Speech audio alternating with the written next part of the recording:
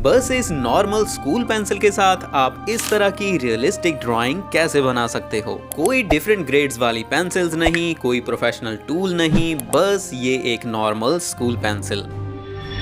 सबसे पहले जब तक मैं इस पेंसिल को एक बार और अच्छे से शार्पन करता हूं, तब तक आप ये समझो कि प्रो आर्टिस्ट रियलिस्टिक ड्राइंग बनाने के लिए अलग अलग ग्रेड्स वाली पेंसिल्स को यूज क्यों करते हैं। देखो सिंपल सी बात है, किसी भी ड्राइंग को रियलिस्टिक बनाने के लिए उसमें लाइट और शैडोज को बनाना पड़ता है ताकि हम ड्राइंग में डेप्थ का इफेक्ट दिखा सकें। अब अगर आपको डेप्थ के बारे में डिटेल में समझना है तो आप मेरी ये वीडियो देखना, ये मेरी सबसे ज्यादा वायरल वीडियो भी है। तो डेप्थ के लिए हमें लाइट और शैडोज बनानी पड़ती हैं और लाइट और शैडोज के लिए हमें 3 तरह की शेडिंग करनी पड़ती है। लाइट शेडिंग लाइट वाले पार्ट्स के लिए, डार्क शेडिंग शैडोज वाले पार्ट्स के लिए और मीडियम डार्कनेस वाली शेडिंग लाइट और शैडोज के बीच वाले पार्ट्स के लिए। और इन तीनों ही लेवल की डार्कनेस वाली शेडिंग को टोनल वैल्यूज बोलते हैं, लाइट वैल्यूज, मिड वैल्यूज और डार्क वैल्यूज। और इन तीनों ही टोनल वैल्यूज को बनाने के लिए, मतलब 3 लेवल की डार्कनेस वाली शेडिंग करने के लिए प्रो आर्टिस्ट अलग अलग ग्रेड्स वाली पेंसिल्स को यूज करते हैं, बिकॉज हर एक ग्रेड वाली पेंसिल की डार्कनेस अलग अलग होती है। तो अब वापस आते हैं हमारे मेन टॉपिक पे। सो अब हम बिल्कुल क्लियर हैं कि हमें अचीव क्या करना है। हमें बस इस एक ही पेंसिल के साथ ड्राइंग में डेप्थ को क्रिएट करना है और बिना कोई प्रोफेशनल टूल यूज किए स्मूथ शेडिंग करके ड्राइंग को रियलिस्टिक बनाना है। बट इस चीज को अचीव करने से पहले हमारे सामने होंगे ये 3 चैलेंजेस। पहला, एक ही पेंसिल के साथ अलग अलग लेवल की टोनल वैल्यूज को क्रिएट करना। दूसरा, बिना ब्लेंड किए शेडिंग को स्मूथ बनाना। और तीसरा, इस प्रॉब्लम के बारे में मैं आपको आगे चल के ही बताऊंगा, अभी के लिए इसको सरप्राइज ही रखते हैं। तो फाइनली अब हम स्टार्ट करते हैं हमारी शेडिंग प्रोसेस को पहले चैलेंज के साथ, मतलब अलग अलग टोनल वैल्यूज को क्रिएट करने के साथ। मैं सबसे पहले आईज के पार्ट में शेडिंग करने से स्टार्ट कर रहा हूं और यहाँ पे मैं सबसे पहले डार्क वैल्यूज को ऐड करूंगा। देखो ये जो नॉर्मल पेंसिल होती है ये ज्यादातर HB ग्रेड के लेवल की डार्कनेस वाली ही होती है, तो ऑब्वियसली हम इसके साथ बहुत ज्यादा डार्क वैल्यूज क्रिएट नहीं कर सकते। बट फिर भी मैं यहाँ पे 2 ऐसी ट्रिक्स यूज करूंगा जिनकी हेल्प से मैं इस पेंसिल के साथ डार्क से डार्क वैल्यूज क्रिएट करने की कोशिश करूंगा। पहली ट्रिक में मैं इस पेंसिल को अच्छे से शार्पन करके इसकी शार्प टिप के साथ शेडिंग करूंगा। दूसरी ट्रिक में पेंसिल को ट्राइपॉड ग्रिप के साथ पकड़ के थोड़ा ज्यादा प्रेशर के साथ यूज करूंगा, जिससे हम शेडिंग को ज्यादा से ज्यादा डार्क बना पाएंगे। अगर आप अलग अलग पेंसिल ग्रिप्स के बारे में सीखना चाहते हो, जैसे कि tripod grip, extended tripod grip या फिर ओवरहैंड ग्रिप, तो आप मेरी basic to advance drawing series देखना, उसमें मैंने शायद 2nd या फिर 3rd पार्ट में पेंसिल ग्रिप्स के बारे में सिखाया है।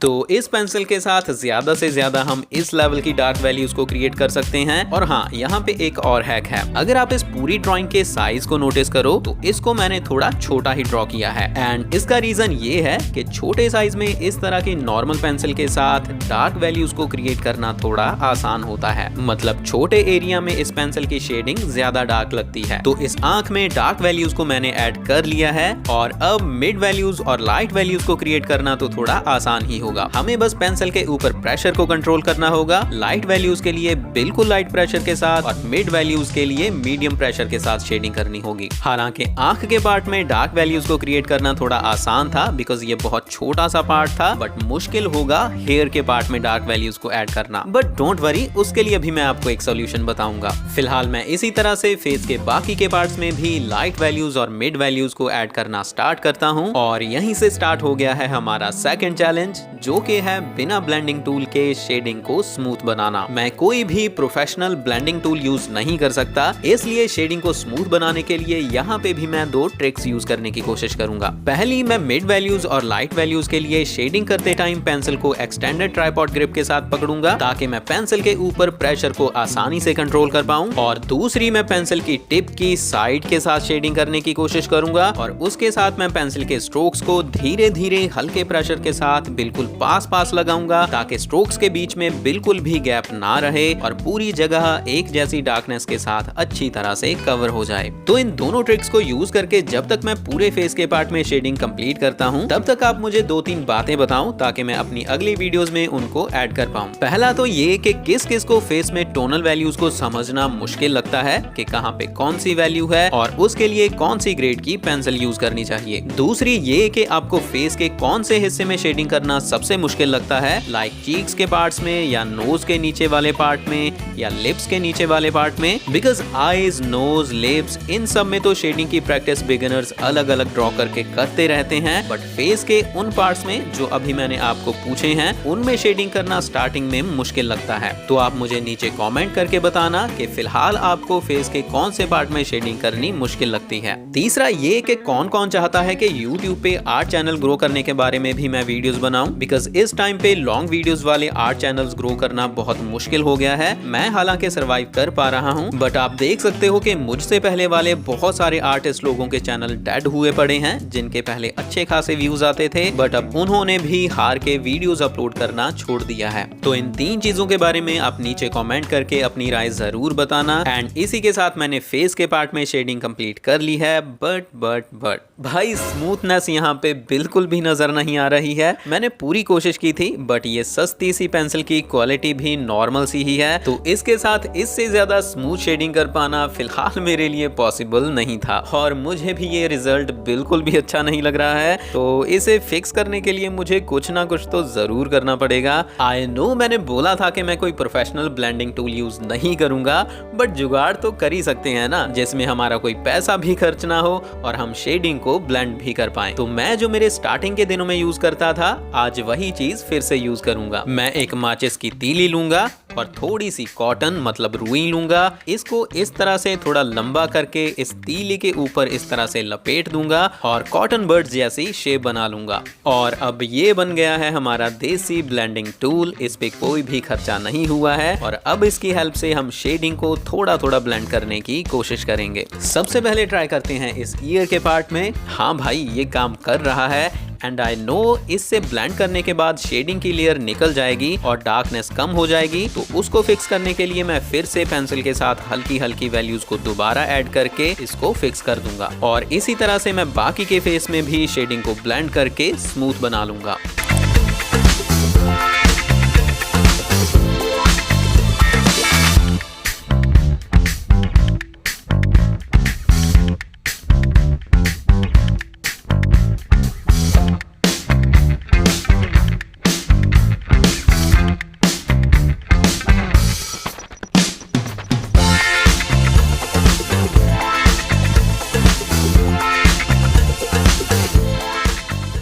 और अब लास्ट में मैं स्टार्ट करूंगा हेयर के पार्ट में शेडिंग, और यहीं से स्टार्ट होगा हमारा तीसरा चैलेंज। मैंने इस चैलेंज को सरप्राइज रखा था बिकॉज यही सबसे मुश्किल होने वाला है, और ये है ग्रेफाइट की शाइन की दिक्कत को फिक्स करना। देखो, जब हम ग्रेफाइट पेंसिल के साथ बड़े एरियाज में डार्क वैल्यूज को क्रिएट करते हैं तो ग्रेफाइट की लेयर शाइन करने लगती है, जो कि बहुत ही इरिटेटिंग लगता है बिकॉज उससे ड्राइंग में डेप्थ का इल्यूजन सही से नजर नहीं आ पाता। तो अब हेयर के पार्ट में डार्क शेडिंग करते टाइम ये है हमारे सामने challenge, but as I told you मैं आपको इसका भी सॉल्यूशन जरूर दूंगा। देखो, ग्रेफाइट की शाइन की दिक्कत को हम बिल्कुल खत्म तो नहीं कर सकते, बट उसको बहुत हद तक कम जरूर कर सकते हैं। तो उसके लिए मैं यहाँ पे अपनी एक आर्टिस्टिक अप्रोच यूज करने वाला हूँ, बिकॉज अगर मैं यहाँ पे हेयर को डार्क से डार्क बनाने की कोशिश करूंगा तो यहाँ पे मैं हेयर में डेप्थ को क्रिएट नहीं कर पाऊंगा और हमारी ड्रॉइंग बिल्कुल ही फ्लैट लगने लगेगी। तो इसके लिए मैं हेयर में क्रॉस हैचिंग टेक्निक को यूज करके हेयर के अंदर बस डेप्थ को क्रिएट करने की कोशिश करूंगा, मतलब कौन सा पार्ट नीचे की तरफ है और कौन सा पार्ट ऊपर की तरफ है, बस ये दिखाने की कोशिश करूंगा, जिससे कि हमारी ड्राइंग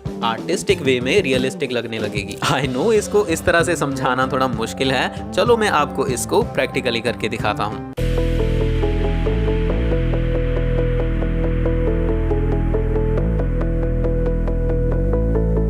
तो इस तरह से मैंने हेयर के पार्ट में भी शेडिंग कंप्लीट कर ली है एंड फाइनली अब टाइम आ गया है फाइनल रिवील का। So here we go.